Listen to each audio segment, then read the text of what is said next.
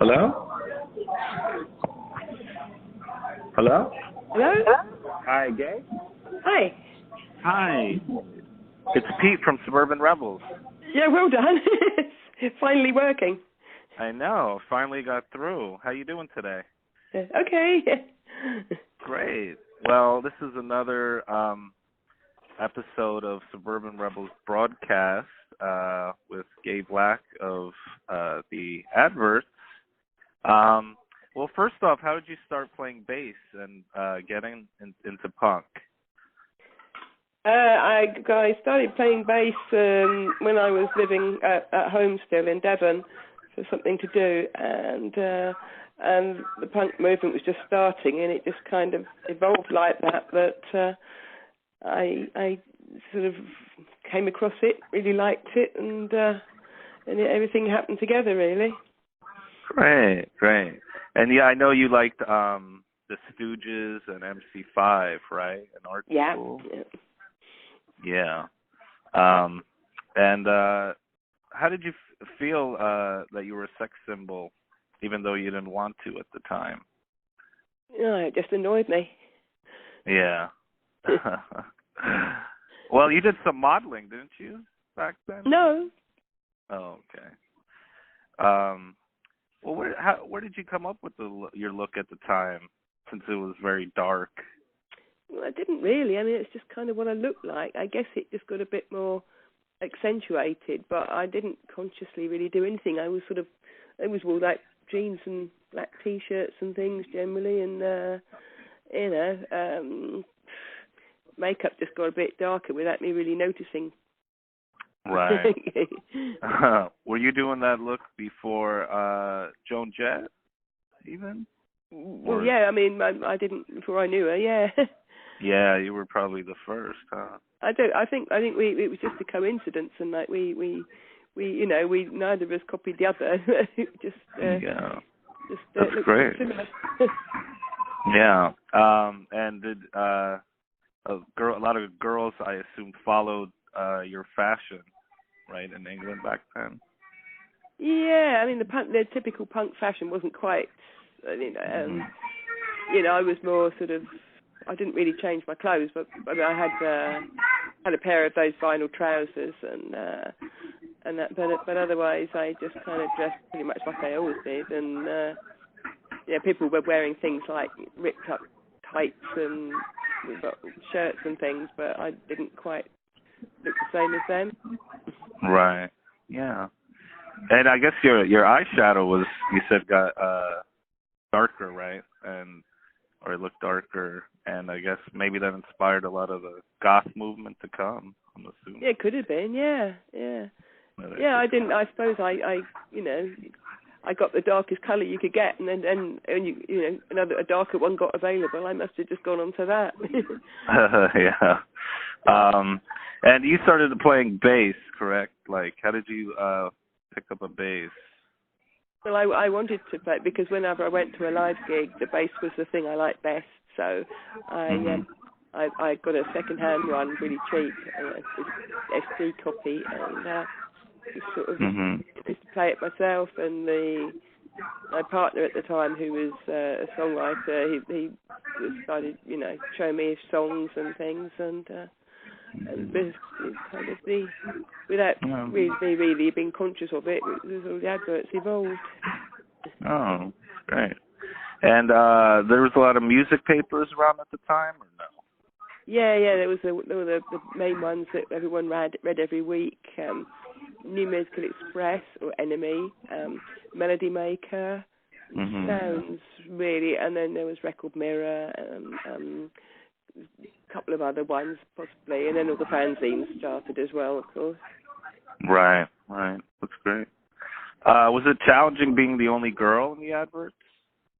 Well, not when it wasn't brought to my attention, but I just hated being picked on for being one when it wasn't something that really I thought should be an issue. Yeah, a lot of the journalists, right? Yeah, the journalists were a bit backward. Right. What about the linking Lincoln gig on the Damn tour? Was that the craziest show you Oh yeah, guys yeah, played? yes, yeah. That's because we were all in the venue, and you could hear people trying to batter the doors in, and to like, you know, quite scary. Oh yeah. Did they ever make it in? No, but they sort of lay in wait outside afterwards, and you know, smashed up the van and stuff. And, oh wow. You know, I think I saw Rat Scabies the other day, and he was saying that, reminding me about how, you know, we came out and they're all sort of like across this path, all sort of, you know, yeah, things, and yeah, not very nice. And was that because people didn't like punk at the time? Yeah. They probably read the tabloid newspapers, and you know, yeah, wow. thought it was what they were supposed to do, you know. So. Yeah. Did anyone ever take a lick at you on stage? No. I mean, I probably hit a couple of people myself. But oh yeah, they were just being jerks. Yeah, and then one guy let off a fire extinguisher and it went over my bass, so I jumped off and chased it. Wow. And why was the punk scene so magical back then? Because it was we were all new, and the music scene was pretty stale, and it was just something that you just heard it, and you thought that's just so special, and I just couldn't get enough of it. And it was so, everything was happening so quickly as well, especially looking back on it. Right. Who are some of your favorite bands of that era? Oh, well, I say in the New York Dolls and Iggy, of course, and most of the American ones: Ramones, Dead Boys, Damned, and then I got Sex Pistols, Buzzcocks, Clash, all the ones that were popping up, and you know, even then, you know, Penetration. Yeah, those all great bands. Yeah, the standard. Yeah. Yeah. What was the song "Safety in Numbers" about? I mean, I didn't write any of the lyrics. That was all T.B. Smith, and so he really is the only person qualified to talk about his songs. But then it was pretty much about you know, people who jump on the bandwagon, new trends, and they you know, become part-time punks, or people became part-time hippies. You know, they were just you know, suddenly like, oh, I'm really this, and then suddenly they're just slagging it off and moving away from it. Okay. And that's my interpretation. Yeah. Right. How easy was it to write that bass line? Well, I had to do it how the T.B. Smith wanted it. You know, it's like each song was like his brainchild, as it were. And oh, okay. So you just learned it. Okay. Yeah. And why is there no time to be 21? Well, that was all about, well, because that's what age we were then. So he's writing about, you know, what was actually happening to us at the time, and it was quite a grim time in, you know, politically in Britain at the time, and high unemployment, strikes, Margaret Thatcher. There was still, I don't know, things were just a bit harder than they are now in many ways. Yeah, and what about the song "One Chord Wonders"? Well, that was we were going to be called One Chord Wonders. In fact, we were for a month or so, I think, and it was like a, you know, autobiographical song. It was, we were the One Chord Wonders, and the fact that people would criticise you for like not being traditionally, you know, trained and all that kind of thing, and everything was happening so quickly, and things, you didn't know what to expect out of any situation, but at the same time you're young and you have the attitude not to really care, just sort of get on with things, you know, you not listen to what people said about you and things. Yeah, that's great. What about "Quick Step"? Well, again, I think that's pretty much, he's singing about his own experiences, forming a band and just getting it all together, and the things that come up in between. I mean, this is all, as I say, this is all what my interpretation of it and what he's said in the past. He is the songwriter. Mm-hmm. And what inspired looking through Gary Gilmore's eyes? I think it was a newspaper article about the fact that he was donating his eyes to science, but the corneas wasn't it? That so not so much that he was a murderer that was going to be executed, but the fact that he was donating his eyes, and it just occurred, C.B. Smith thought, what if the person that the recipient of the actually realised whose they were? Yeah. Was playing Top of the Pops like the highlight of the adverts? Well, not the highlight. No, it was certainly a sort of milestone. It was, it was a big deal because it was all that we had when we were young and it was absolute, crap most of the time. You had to wade through all the rubbish every week just to catch the odd good track and things. So, it wasn't like, oh wow, it's the amazing program, but it's a bit like sort of being invited to Buckingham Palace. It's a sort of traditional thing that you don't get that excited about, but it's quite a big deal, I suppose. Oh yeah. Like, did you feel like you guys made it or not really? No. I suppose so, but when you're that young, you don't really notice. I mean, because other bands, you don't think bands can have been slogging away for 10 years before they ever get any success. It just seemed quite normal that this happens. You do a couple of gigs and suddenly you're doing this and putting a record out, and we didn't know any different. Yeah. Did you ever make it to the USA on tour? No, unfortunately, because I would have liked. I always wanted to go, but I know apparently we were billed it as going to play at CBGB's, and we were on the posters. I don't know what went wrong. Oh yeah. It wasn't really. I think our manager and Tim and C.B. Smith would sort of trying to make a plan and things, and booking agents and things, and I don't know, things just didn't.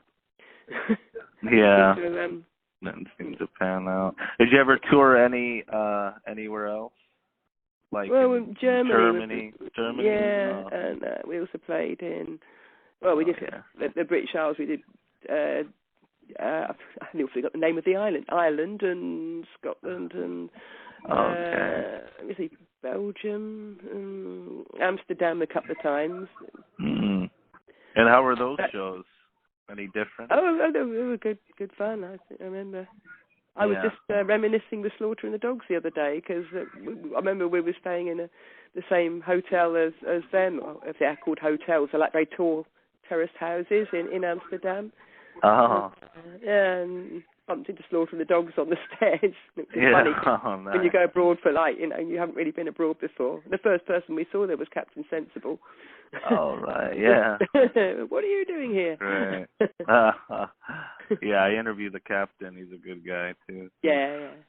How did you first start making art? Well, I did 3 years at art college, straight from school. Got a diploma in graphic design. It was while I was originally supposed to be moving to London to get a graphic design job, but then the band sort of happened instead, and I somehow didn't get back to it again until years later. I started doing the college where I did my foundation year specialised in stained glass, and because I didn't do it there, I started doing evening classes in stained glass and made sort of things out of stained glass to sell, and then I think I started doing it more. I think I first started exhibiting in 2008. I was doing collages and things then, and just sort of get asked to be in more and more shows. So it's kind of it's great. It's nice. It's nice stuff. Yeah, you've got my Beautiful website, art. haven't you? Yeah. What inspires you to make it? Well, sort of dark things generally, the extreme music, other art, things that you just hear and see, and some things I've done which are more based on personal things, and other things I just I like just to the juxtaposition of things and surrealism and things. So I just love experimenting a lot, and luckily other people seem to like it too. Yeah. Did you do any other music things besides the Adverts? No, I didn't. I think I got a bit disillusioned with the criticism from the press and just turned my back on it for a bit, and then I always felt like it was over the hill, like with 23. Yeah. And so I still like music. I still go and see gigs all the time. But oh, you do? Okay. Any recent ones have you seen that were good? Well, last night I went to an extreme metal festival. Caught about 6 bands. And last week was it? I saw The Damned at the London Palladium. That was a big that Night of 1,000 Vampires big show that they did. Oh. It was really good. Okay. So a bit of a mix. And and I think my next one is the UK Subs. Oh yeah, Charlie. Right. Yeah. Great guy. Yeah. Well, I've been staying here at the moment, so. Did you have a lot of groupies when you were in the band? Groupies? Well, a lot of boys trying to talk to you when you were in the Adverts on stage. Well, yeah, the odd one, but it did help that I was in a relationship. Oh yeah. Right. There was a few that sort of used to trail around after us, but yeah. Yeah. Well, besides the art, you're making a lot of art and stuff. What else is going on that you'd like to talk about right now? Well, the art mostly. I've got a solo show coming up in February in Holland, in The Hague. Oh, and wow. just been in the show at the Saatchi Gallery in London, and sold one there. And I've also just designed the cover for Alvin from the Subs' new solo single that will be out soon, and he's already had one solo single out that I did the cover for that as well. So great! I've designed a few CD covers for bands. Oh, and, cool! Yeah, it's something and been in books and things, so it's quite nice. And where can people buy your art? Oh, my website, it's gayblack.co.uk. Okay, great. DAYEBLACK, so it's all one word. Oh, great. Okay. Any last words? No, I'm just to say that come to a show, and it'd be nice to get feedback on my stuff, and I'm quite happy doing all this at the moment. So. Yeah. Well, thank you so much. It's been a pleasure. Yeah. Okay. So sorry you had such a trouble. Oh yeah, calling out of the U.S. I don't know. It was a problem, but I'm happy we got it done. Yeah. Okay, great. Let me know how the thing goes, and yeah, I'll let you know when it's up. Yeah, and check out my website as well. All right, great. Thank you. All right. Nice talking to you. Have a great day. Thanks. Bye-bye. Bye-bye. Bye, Gaye.